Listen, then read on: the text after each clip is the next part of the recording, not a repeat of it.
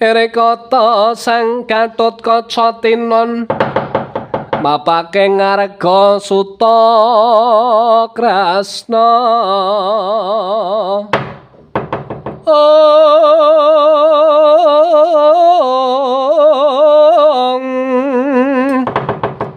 ing semonyo Anggarajita ing semonyo Anggarajita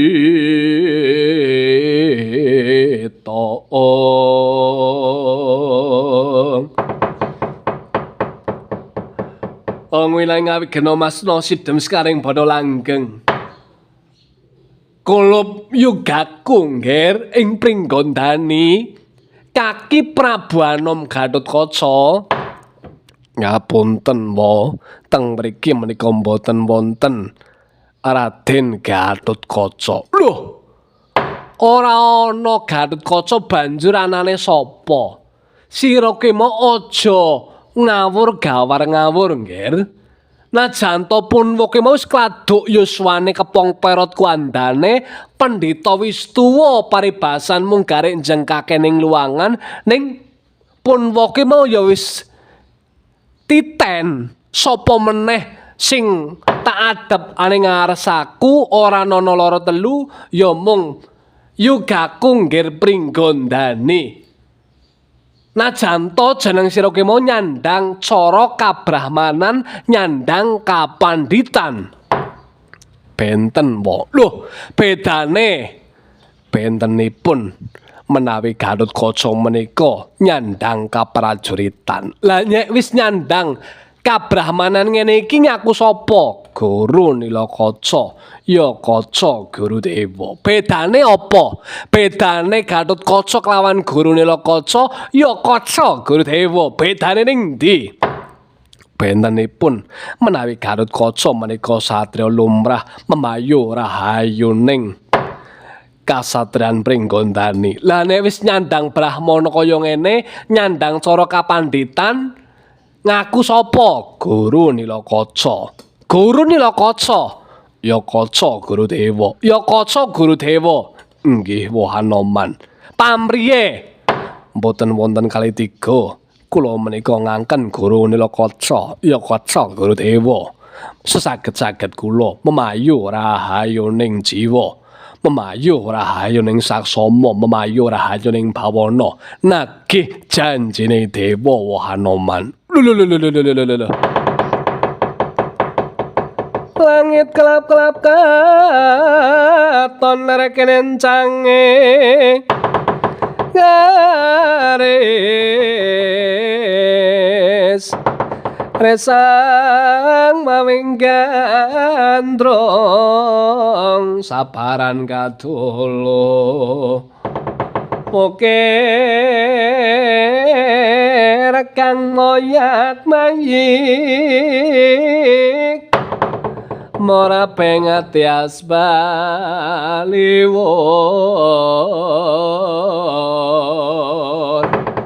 klong mari sang gandrung waris sumetra tanaya paranre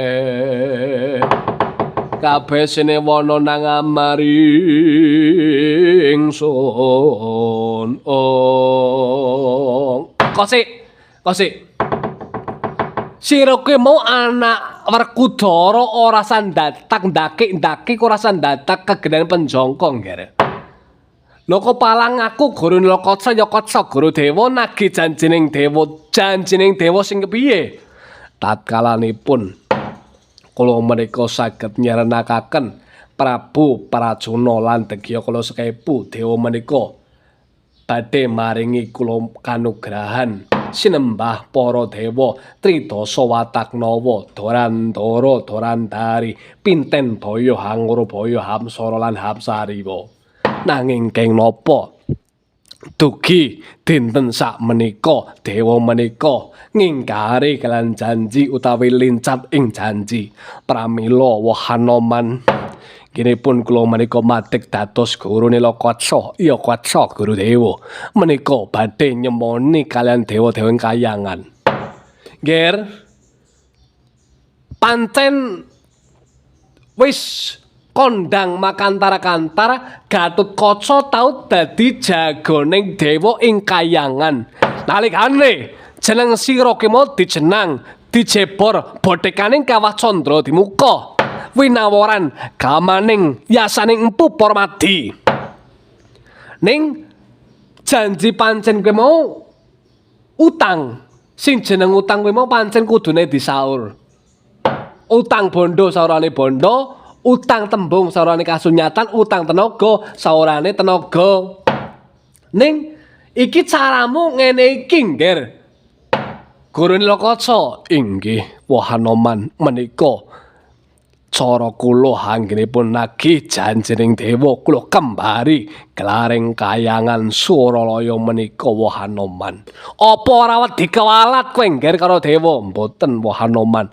Menawi paduka menika anggenipun mriksani kalian Kang putra kula ing Pringgondani ampun kalian gelaring netra lumrah nanging didulu kalian netra batin kula. Sinten ingkang ngayomi kula Wah Hanoman?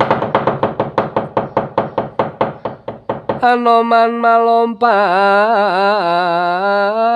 sampun prateng witing naga sari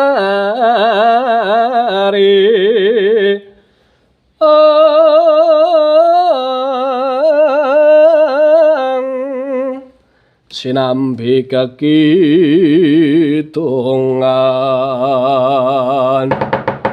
dotaning Rama Wijaya